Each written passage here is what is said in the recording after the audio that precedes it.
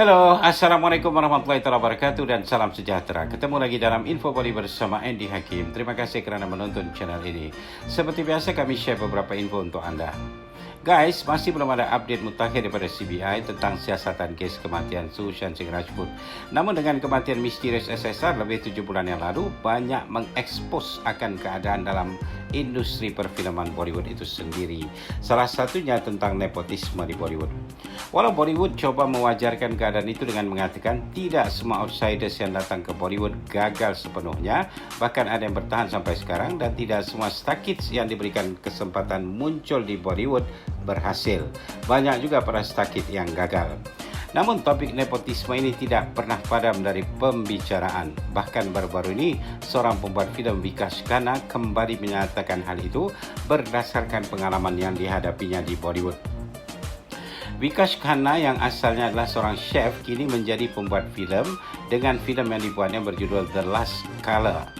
Filem ini ditayangkan di platform OTT Amazon Prime. Vikash mengatakan yang menyedihkannya, dia langsung tidak mendapat support daripada Bollywood sendiri. Sebelum ini, kata Vikash, dia hanya mendengar akan tuduhan favoritisme dan nepotisme yang wujud di Bollywood. Ketika itu dia berfikir, dalam industri filem sudah pasti ada yang menjadi gatekeepers atau penjaga pintu untuk industri filem itu sendiri. Namun yang menjadikannya kini ternyata gatekeepers itu langsung tidak bersikap ramah terhadap orang baru seperti dirinya. Hujung minggu lalu, Vikash menyuarakan rasa tidak puas hatinya terhadap kejadian itu di sosial medianya. Dia menuliskan kalau sebelum ini hatinya terasa sakit bila Kangana menuduh wujudnya nepotisme di Bollywood, namun baru kini dia merasakan apa yang dikatakan Kangana itu benar belaka setelah dia sendiri mengalaminya. Vikash merasa sungguh sakit hati menghadapi kenyataan pahit ini. Dia didiskriminasi hanya kerana dia outsiders, padahal dia sudah menyerahkan seluruh jiwa raganya untuk filem yang dibuatnya. Dia hanya berharap diberi kesempatan yang sama rata dengan para pembuat filem lain. Dia merasa sungguh kecewa bila mendengar kata-kata daripada para penguasa Bollywood, "Anda bayar atau kami akan musnahkan Anda." Kini, kata Vikash lagi, dia baru mengerti akan permainan nepotisme ini. Sebelum ini ada beberapa pengkritik filem yang meminta bayaran daripadanya namun tidak dipedulikannya. Akhirnya kritik terhadap filemnya yang disiarkan di media-media hanya diberikan nilai 2 bintang daripada 5 bintang. Itu cara Bollywood menghancurkan orang luar sepertinya, katanya lagi. Dia kini tidak punya pilihan lain selain mempromosikan filemnya itu di platform sosial medianya sendiri dan mengajak para audiens untuk menyaksikan filem itu di Amazon Prime.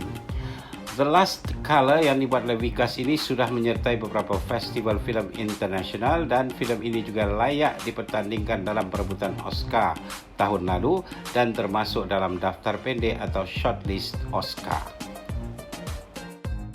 Guys, anda tentu masih ingat akan nama Zoya Akhtar. Namanya beberapa kali kami sebut dalam video-video sebelum ini sebab dia salah seorang yang turut diboikot oleh para audiens di India pasca kematian Sushan Singh Rajput.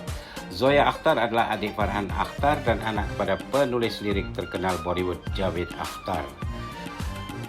Wajah Zoya juga terlihat dalam video yang dirakam Karan Johar di kediamannya sewaktu dia mengadakan pesta di rumahnya yang disyaki merupakan pesta drugs. Baru-baru ini Zoya menyertai satu festival yang turut mengadakan sesi dialog dengan tumpuan terhadap cyberbully atau bully di alam maya. Sesi ini membicarakan tentang bahayanya cyberbully ini. Menurut laporan media, walaupun Zoya sudah membuktikan kredibilitinya sebagai pembuat filem-filem hebat seperti Luck by Chance, Zindagi Na Milegi Dobara dan Gully Boy, namun dia tetap menjadi korban troll dan cyberbully. Zoya men-sharing pengalamannya. Dia terpaksa menghapuskan sosial media Facebook miliknya lanjutan daripada tindakan troll oleh para netizen. Dua sosial medianya yang lain iaitu Twitter dan Instagramnya telah ditutup bagian komennya. Kata Zoya, dia selalu dijadikan sasaran kerana dia seorang Muslim, seorang wanita dan oleh kerana paras rupanya. Namun Zoya tidak mengatakan bahawa dia dibuli oleh netizen juga kerana dia tidak sedikit pun menunjukkan simpati terhadap kematian Sushan Singh Rajput. Dia bahkan dilihat berkawan rapat dengan para personaliti Bollywood yang terang-terangan memusuhi Sushan. Sementara itu guys, Bollywood dikabarkan akan menyaksikan perkawinan terbesar di tahun 2021 ini. Menurut portal Bollywood Hungama, pelakon Varun Dhawan akan segera mengakhiri zaman bujangnya dengan mengawini kekasih yang telah lama dipacarinya, yaitu Natasha Dalal. Varun menurut sumber portal itu akan mengadakan upacara perkawinannya pada tanggal 24 Januari ini dalam apa yang dipanggil closed door wedding di Alibag dengan kehadiran tamu sekitar 40 hingga 50 orang. Diberitakan keluarga Varun telah menempah keseluruhan resortnya menghadap pantai Alibag dengan planning perkawinan yang grand tapi simple. Resepsi perkawinan ini dikabarkan akan berlanjutan selama 3 hari yaitu tanggal 22, 23, dan 24 Januari. Dan semua yang hadir di resepsi ini harus mematuhi protokol kesehatan. Turut diberitakan oleh portal itu, resepsi untuk warga filem Bollywood akan diadakan di Mumbai di akhir bulan ini. Keluarga Varun terpaksa melakukan hal ini sebab pandemi COVID masih melanda India dan pemerintah mengeluarkan guidelines atau garis panduan yang harus dipatuhi oleh semua pihak. Menurut Bollywood Hungama seterusnya, seorang kenalan rapat keluarga Varun mengatakan mereka tidak boleh menunggu lebih lama lagi sebab tidak siapa yang mengetahui bilakah pandemi COVID-19 ini akan berlalu. Varun pun sudah berusia 30 tahun kini katanya. Varun juga sudah berjanji pada Natasha bahwa mereka akan berkahwin setelah filmnya Coolie No. 1 rilis, kata kenalan keluarga Varun itu lagi. Oke guys, Q&A atau question and answer. Pertanyaan anda, apa kabar Preity Zinta sekarang? Apakah dia masih aktif dalam industri filem? Kami coba jawab pertanyaan anda itu. Preity yang aktif di sosial medianya tidak menyatakan apakah dia akan kembali berlakon filem Hindi. Kali terakhir Preity muncul dalam filem ialah pada tahun 2018, yaitu menerusi filem yang berjudul Bhaiyaji Superhit dan dia berlakon bersama Sunny Deol. Preity juga dikabarkan ketika itu ada membuat kemunculan dalam satu siri TV internasional yang berjudul Fresh Off the Boat. Menurut media, Preity beberapa bulan lalu berada di United Arab Emirates atau UAE kerana menguruskan tim kriketnya Indian Premier League atau IPL. Setelah itu dia kembali ke Los Angeles tempat tinggalnya sekarang bersama suaminya Jin Good Enough. Preity berkahwin dengan Jin pada tahun 2016. Pada tahun 2008 lalu, Preity bersama dengan pacarnya waktu itu Neswadia dan seorang teman lainnya yaitu Mohit Burman mendapat hak untuk 20 tim kriket IPL. Preity dan dua partnernya membayar $76 juta Amerika untuk mendapatkan hak franchise itu. Setelah itu mereka menamakan tim itu sebagai King 11 Punjab. Walaupun Preity dan Nes telah putus hubungan cinta, namun mereka tetap bersama dalam menguruskan tim IPL mereka. Preity sepertinya merindukan dunia filem yang telah mempopulerkan namanya. Sebab itu baru-baru ini dia memposting di Instagram miliknya satu foto lama ketika dia membintangi filem Dil Se. Preity menuliskan dia paling menyukai kostum yang dipakainya untuk syuting lagu Jia Jale dalam filem itu.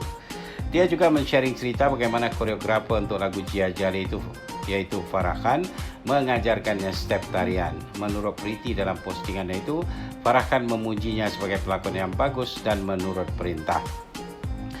Instagram Preity yang mempunyai 8.2 juta followers telah dibanjiri komen dari para fansnya. Salah seorang fansnya menuliskan, "Anda tetap cantik seperti dulu juga Preity." Oke, semoga penjelasan kami tadi sudah menjawab pertanyaan Anda. Terima kasih kerana bertanya. Guys, entah apa sebabnya, akhir-akhir ini sebagian besar personality Bollywood mengatakan akaun sosial media mereka dihack oleh pihak yang tidak dikenali. Di antaranya ialah Farah Khan, Amisha Patel, Asha Bhosle, Urmila Matondkar, Suzanne Khan dan Isha Deol. Yang terbaru, pelakon Tabu mengatakan akaun Instagramnya dihack. Sebab itu Tabu meminta para followers supaya tidak mengklik apa-apa link yang ada di Instagramnya. Memang terlihat di akaun Instagram Tabu ada pihak yang coba menjerat para fans Tabu untuk mengklik link yang diberikan. Kononnya para followers itu akan mendapatkan hadiah berupa wang setiap hari. Oke viewers tersayang, itu saja untuk kali ini. InsyaAllah ketemu lagi dalam video selanjutnya. Mohon subscribe bagi yang belum dan jangan lupa share video kami dengan teman-teman anda ya. Pertanyaan, pendapat atau komen anda silakan tulis di ruangan komen di bawah, atau anda boleh juga mengirimkan pertanyaan anda ke messenger Facebook kami atau DM di Instagram kami. Guys, kami mengalu-alukan pertanyaan dari anda. Anda boleh bertanya apa saja tentang Bollywood yang sekarang atau Bollywood yang dulu-dulu. dipersilakan. Kami akan coba jawab pertanyaan Anda itu.